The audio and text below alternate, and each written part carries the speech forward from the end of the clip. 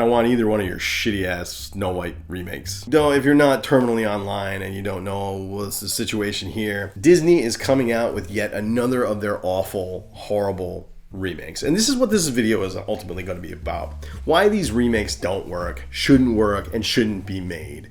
But this might be the worst one of all, in that they're remaking Snow White, and the actress playing Snow White went on a world tour of putting her foot in her mouth and saying stupid ass shit.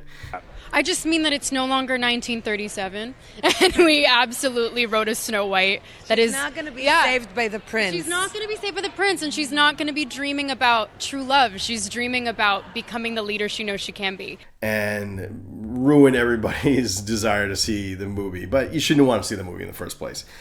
So as a response, the Daily Wire decided that they were going to put out their own version of Snow White, starring Brett Cooper, who is a YouTuber, works for the Daily Wire. I don't know too well. And, you know, which one should you see? You should see none of them, okay? I'm going to just tell you.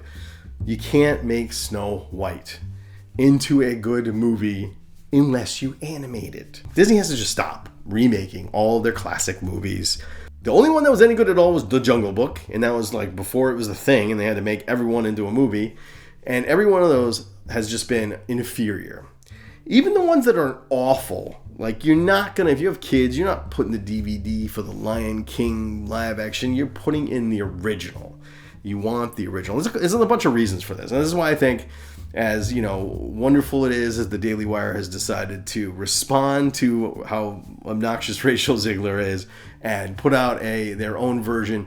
I don't want either of them. Now, and the first reason why, the Snow White is not that great of a story. Sorry. Okay? The thing is it is a great fairy tale. It's a great fairy tale. And the movie was great. The original movie was great. But not because of its story or its performances or anything. The original movie is only great because it's animated. The thing is, you might say, well, why is that so much better? Now it isn't. Because anytime you see an animated movie, basically you see, you know, so unless it's Miyazaki, you're seeing like a hand-drawn animation that is then farmed out to a team of people in a like sort of like factory situation forced to animate for $8 an hour. That's what you're seeing. But this is the original animation, Walt Disney animation. These things are absolutely stunning. These are hand-painted backgrounds. These are painted on a cell, frame by frame, in absolute perfection. And there's a beauty to watching those that is just transcends the plot and the story. So it is a great one. I'm not shitting on the original Snow White. It's a great movie. The Gremlins love it. Why wouldn't I?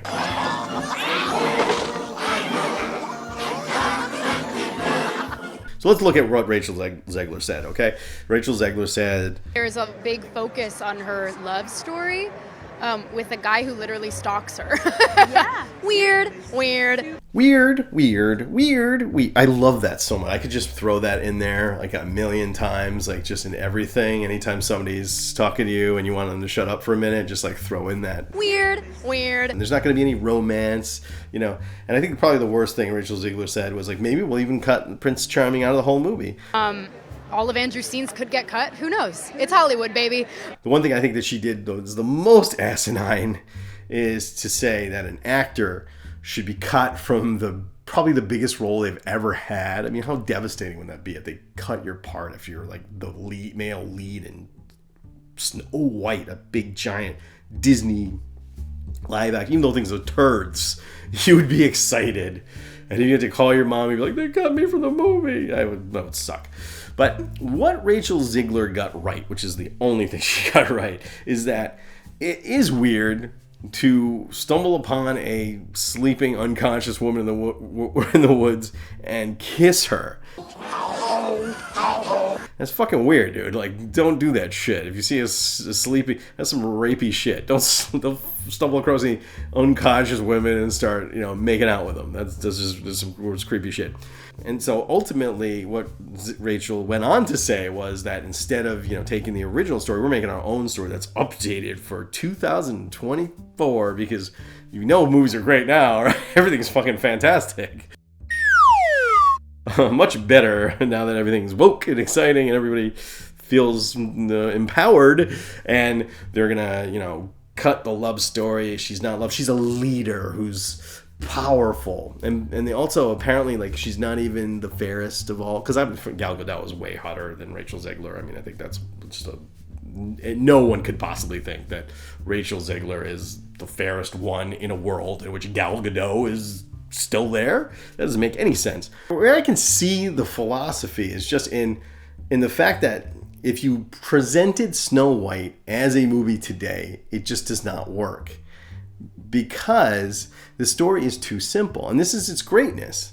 Fairy tales are simple. That is not a flaw. That is part of it. They're supposed to be dreamlike things that you show to children, not those little anxieties in a kid's imagination, in a kid's inner world. That's what the fairy tales do. In The Uses of Enchantment, a book analyzing the importance and power of folk tales, the author tells us that fairy tales meet their audiences at the age they encounter the story. They work on children because they use a simple and symbolic language that registers with a child's subconscious fears. When you interact with a fairy tale as if it is a real story with complex characters and believable situations, it falls apart under its own weight. These are stories for children, and not in the way that some jackasses say Star Wars is for children. It's not. These stories only work on children. Uses of Enchantment by Bruno Bettelheim. He survived the Holocaust, went on to become a leading child therapist affiliated with the University of Chicago. And what he discovered is that the children who had been in the death camps, who had been read the true Brothers Grimm fairy tales, these children had been taught that someday you may be thrown into an oven. Someday a wolf may come to the door. But guess what? There is an inexorable force in the universe there to support you. If you will keep going, you will discover the faith, the courage to move on. The original Snow White is a child's nightmare about a girl destroyed by an evil, envious woman because she's pretty, and then rescued by a kiss. If you try to shove in complex character motivations and empowering messages, you've lost the point, and it's simply no longer Snow White. And this is why I have zero hope and faith that the Daily Wire's one will be interesting at all either. Because if you just take the story at its face value, Snow White is a boring character. She's really just a pretty girl who's dumb and wanders off into the woods and eats an apple. That's it. She doesn't do shit. She's not interesting. She's no real personality, no real drive. If you do this in live action, well, you're losing out all of the things that made it great, which is it was an animated movie. So I don't want your stupid version of Snow White with the 7 miscellaneous whatevers, and I don't want your cheap ass Daily Wire Snow White that is a live action remake. I don't want any live action remakes. Stop, please. And the reason why I don't want either of them is because they're not animated.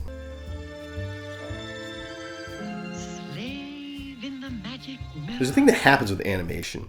A thing that triggers our suspension of disbelief. Right? Suspension of disbelief is one of those things that's essential to storytelling. We need to be able to go into a story and go, okay, well, yeah, I get there's no such thing as witches and magic, or there's no such thing as the Matrix, but we buy into it because of our willingness, our desire to suspend our disbelief and enter into a story. As we grow older, it's harder and harder for us to suspend disbelief, and the writers need to do more and more work to do that, unless it's animated. Animation creates that separation. That's why the Family Guy can go off and throw in an anecdote about Kevin Bacon every 5 minutes. Sorry, Kevin Bacon wasn't in Footloose. What? Of course he was. Because if you tried that in a real sitcom, I don't think it would work. It probably wouldn't be as funny, right? But an animation that creates this separation that allows us to engage in it easily. Without that, all you're left is with a dumbass white girl walking into the woods and falling asleep. And sorry, man, that's not a movie I want to watch. And if I want to watch it, I got the animated one. That's just my opinion. What do you think? Are you going to watch either one? You on Rachel Zegler's side or Brett Cooper's side, or you like me and you just don't give a shit.